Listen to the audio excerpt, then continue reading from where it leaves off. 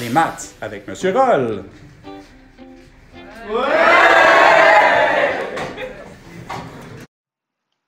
Bonjour. Donc, nous allons voir dans ce cours des petits rappels pour identifier les angles qui sont, en fait, tous les types d'angles qui peuvent nous servir dans les triangles semblables ou isométriques. Voici un petit peu de site. Rappel, je ne sais pas si ça pogne. Ouais, en tout cas, c'est pas grave. Donc, premièrement, angle complémentaire. Complémentaire, 90. Donc, deux angles dont la somme est de 90 degrés. Complémentaire, 90. Et des angles supplémentaires, j'imagine que tu t'en rappelles, supplémentaire 180. Donc, c'est deux angles dont la somme est de 180 degrés. Fait angle complémentaire, 90 degrés. Deux angles dont la somme est de 90 degrés. Et supplémentaire, deux angles dont la somme est de 180 degrés.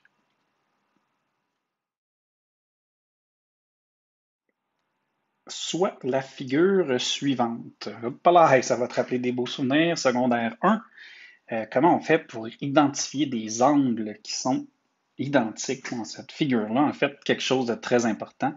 La droite des 1 doit être parallèle à la droite des 2. La droite des 3, elle les coupe, peu importe, elle les coupe comment, donc on pourrait la déplacer. L'important, c'est qu'on ait deux droites parallèles pour pouvoir utiliser les éléments qu'on va faire là. Vu que c'est un rappel, je vais y aller relativement rapidement. Je te rappelle, premier morceau de ceci, si je découpe ça ici, et que je l'apporte par-dessus celui-là, comme ça, bien, les angles qui se rapportent aux mêmes places. Je vais essayer de faire plus clair que ça. Je vais regarder bien ça, on va faire ça de même, puis on va faire ça.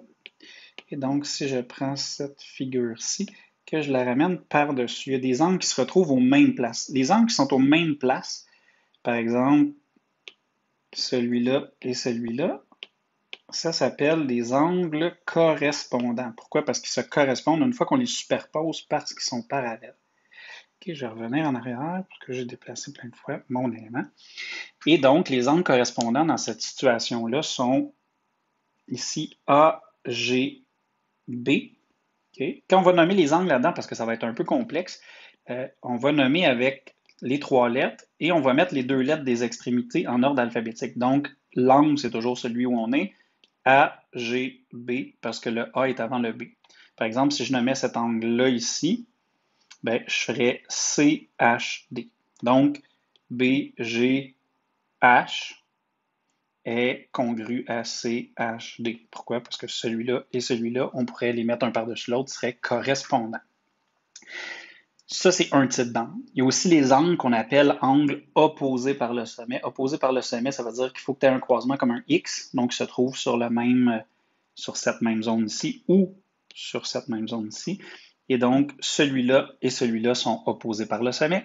Celui-là et celui-là sont opposés par le sommet. Ici et ici, opposés par le sommet. Ici et ici, opposés par le sommet. Là, tu peux comprendre que donc, dans les différents types d'angles qu'on va aller chercher dans ça, bien, ça nous permet de dire que les angles sont identiques. Le but, ça va être de prouver que des triangles sont semblables. Donc, des fois, dans le premier exemple qu'on a fait, il y avait déjà des angles identifiés. Mais là, souvent, c'est toi qui va falloir qu'il montre que ces angles-là sont pareils. Et du moment qu'on va te parler de parallèle, bien, tu dois aller chercher dans les types d'angles qui sont ici, qui sont identiques. Bon, là, on a dit que lui et lui étaient correspondants. On a aussi dit que lui et lui étaient opposés par le sommet. Donc, lui et lui et lui sont pareils. Et ça veut dire que l'angle AGF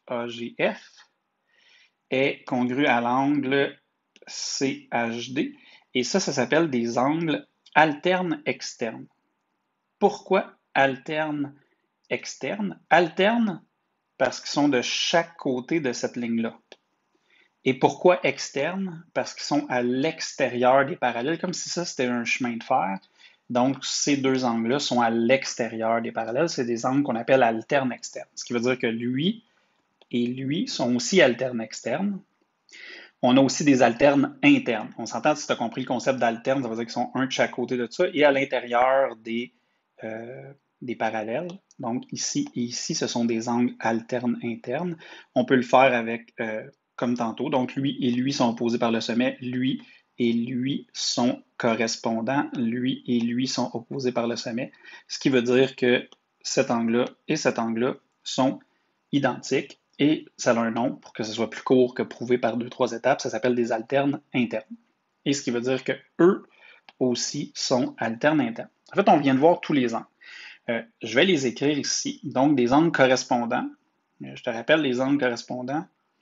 Donc, pour identifier des angles congrus, des angles correspondants, c'est comme si on superposait les points G et H, que j'ai fait tantôt. Je coupe, je superpose les points G et H. Et ce que ça donne, donc, c'est les angles qui sont un par-dessus l'autre. Si on voulait écrire au long, il faudrait écrire ça comme ce que je viens d'écrire là. Donc, l'angle BGH est congru à l'angle CHD. BGH est congru à l'angle CHD. Ça comme ça, ça comme ça. Pourquoi? Parce que ce sont des angles correspondants. Je prends la forme et je la superpose à l'autre. Et ça, c'est un peu long à écrire pour tous les angles qu'on vient de nommer. Donc, je vais faire ceci. C'est-à-dire, je vais nommer les angles avec des nombres. J'ai mis des couleurs différentes pour les distinguer. Donc, 1, 2, 3, 4, 5, 6, 7, 8.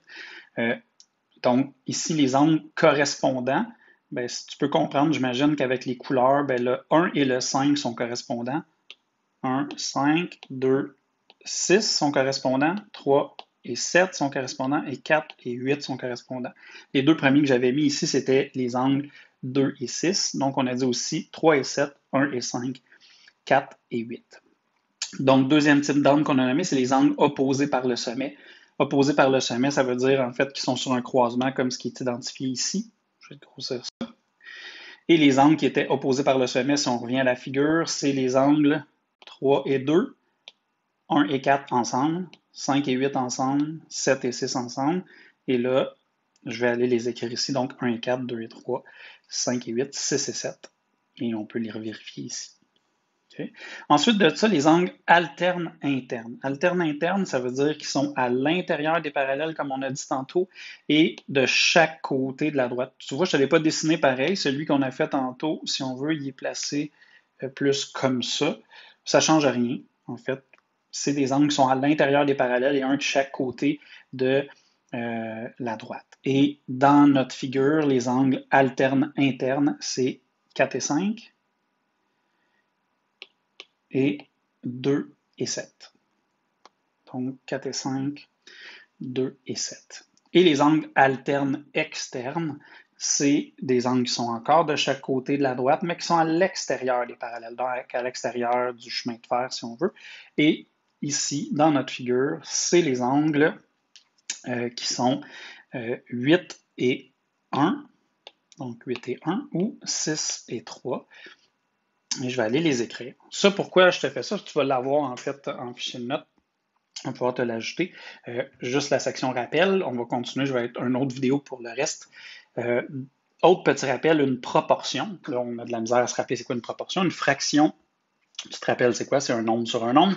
Bien, une proportion, en fait, c'est une fraction qui est égale à une autre fraction, mais qui ne sont pas nécessairement pareilles. Donc, une proportion, c'est A sur B est égal à C sur D, où il n'y a pas de nombres décimaux là-dedans. Donc, c'est une fraction normale est égale à une fraction. Et, par exemple, 1 demi est égal à 4 huitièmes. Là, tu comprends, si tu fais la division, les deux donnent 0,5. Donc, c'est équivalent, c'est des fractions équivalentes. Une proportion, c'est comme ça. Tu vas voir pourquoi on va y aller, parce que suivra dans la prochaine vidéo les triangles semblables. Hey, il va falloir se rappeler de tout ça quand on va jouer dans les triangles semblables.